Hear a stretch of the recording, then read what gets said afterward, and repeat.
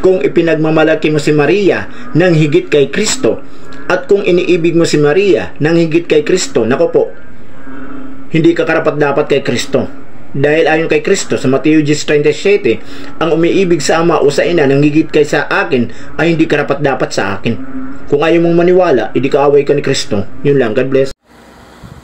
Walang katuruan ng Santa Iglesia Katolika Apostolika Romana na iniibig namin at ipinagmamalaki namin ang mahal na Birheng Maria higit pa sa ating Panginoong Jesucristo.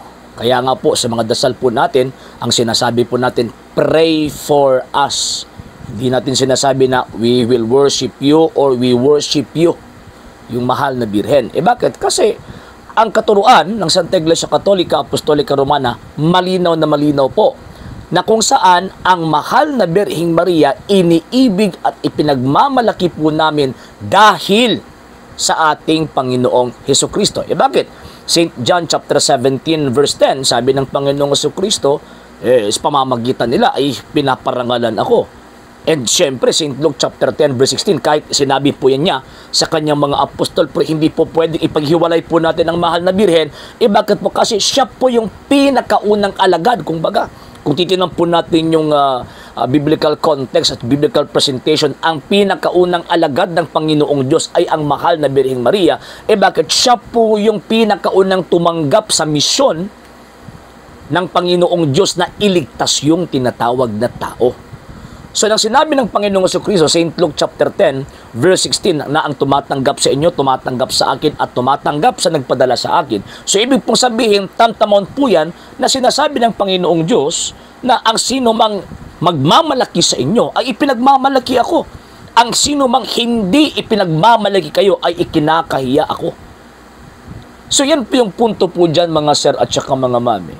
Ang pananampalatayang Katolika, importante po sa atin ang mahal na Birheng Maria kasi pinakauna, kalooban ng Panginoong Diyos niya. Siya po'y magiging ina ng pangalawang persona ng Santissima Trinidad, ang ating Panginoong Jesucristo na totoong Diyos at totoong tao. Kung hindi po natin minamahal ang mahal na Birhen, kung hindi po natin mahal yung mahal na Birhen at nire-respeto yung mahal na Birhen, ibig sabihin, hindi din po natin minamahal ang Kristo na kanyang anak at hindi po natin minamahal at nire-respeto yung kanyang anak mismo. Kaya nga po, always po tayo, ang sentro po natin, ang pananampalataya po natin, ang central figure, dalawang persona po, ang Kristo at ang mahal na Birhen. Pero lahat ng mga bagay, lahat ng mga persona, ayun, pinapatungkulan po natin ang Panginoong Jesucristo po dyan. Bakit? Kasi kung wala po ang Panginoong Jesucristo, wala din po sila. Same din po sa mahal na Birhen. Kung wala po ang Panginoong Jesucristo, wala po yung itong tinatawag na mahal na Birhen. Nang dahil po sa Panginoong Jesucristo, nandyan po yung mahal na Birhen. Nang dahil nandyan po yung mahal na Birhen, kaya nga po, binamahal po natin, pinaparangalan po natin at ipinagmamalaki po natin na itong babaeng ito, pinili po ito ng Panginoong Diyos na magiging ina po niya, hindi po simpleng maid or servant, hindi. Siya po yung, kahit servant po yung sinabi po niya, pero ang pagka-servant po niya, iba sa lahat ng mga servants. Bakit? Kasi siya po yung naging ina ng ating Panginoong Jesucristo. According to Saint Elizabeth, St. Luke chapter 1 verse 43, Mother of my Lord. Diba? Siyempre, maiintindihan natin na talagang minamahal ng Panginoong Diyos ang mahal na Birhen. So kaya nga, kung minamahal natin ang mahal na Birhen, minamahal din po natin ang Panginoong Diyos. Kung minamahal at ipinagmamalaki po natin, minamahal natin at ipinagmamalaki ang Panginoong Diyos. Again, walang katuruan ang Santa Iglesia Katolika Apostolika Romana na ang mahal na Birhen minamahal natin higit pa sa Diyos o higit pa sa ating Panginoong Jesucristo. And kinote po niya yung St. Matthew chapter 10 verse 37 ay out of context po yan bakit po? Kasi refer po yan sa individual person sa dapat sumunod sa ating Panginoong Jesucristo. Hindi po kasali dyan ang mahal na Birheng Maria. Bakit po? Kasi ang mahal na Birheng Maria, siya po'y naging ina, hindi po sa mere man, kung hindi, naging ina po siya ng pangalawang persona ng Santissima Trinidad.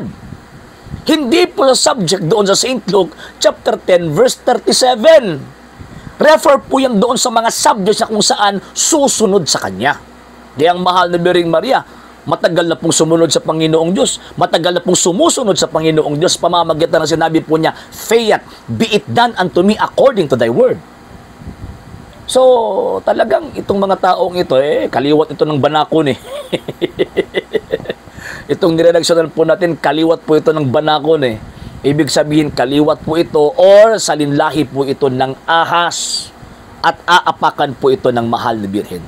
At nakakahiya po, sinasabi ninyo na tinatanggap ninyo ang Panginoong Jesucristo pagkatapos itatakwil nyo ang kanyang ina. Sa bibig lang ninyo, sa bunganga lang ninyo, sinasabi ninyo, nire-respeto namin ang Maria na ina ng Panginoong Jesucristo.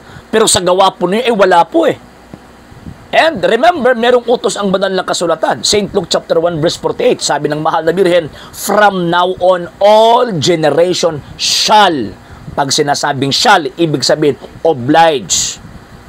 Kinakailangan, tawagin siyang mapalad. Tawagin siyang blessed. Kayo, hindi niyo tinatawag na blessed ang mahal na birhen eh. Inaatake pa nga ninyo. Ginagawa po niya makasalanan. Ginagawa pa ninyo maraming anak. Ayun. Hindi po yung pagbibigay respeto sa ina ng pangalawang persona ng Santissima Trinidad na sinasabi ninyong tagapagligtas ninyo. Ikakahiya po kayo ng Panginoong Jesucristo po niyan. Sisipain po kayo ng Panginoong Jesucristo patungo doon sa impyerno kung ganyan po yung pananampalataya at tinitindigan po ninyo. Okay? Sa hindi pa po nakapag-follow sa mga pages po natin, i-follow nyo po yung mga pages po natin, RJ Horolanciano II TV, Argumento page, Kuya Apologist TV page, and RJ's Vlog 2022. And pwede rin po kayo mag-send po dyan ng Facebook stars. And also, sa ating po mga channels, sa hindi po nakapag-subscribe, i-subscribe po ninyo yung mga channels natin, The Lay Catholic, Apologist International Official, RJ Sano II TV, Kuya Apologist TV, and Barrio Kawayan Religious Forum. And pwede rin po kayo mag-send po dyan ng super sticker, super chats, and super thanks. And maraming salamat po sa mga kapatid at mga Katoliko na ulis pong tumutulong sa programa po natin. Maraming salamat po. Nang dahil po sa tulong at suporta po ninyo, ang programa pong ito, until now, andito pa rin po sa social media.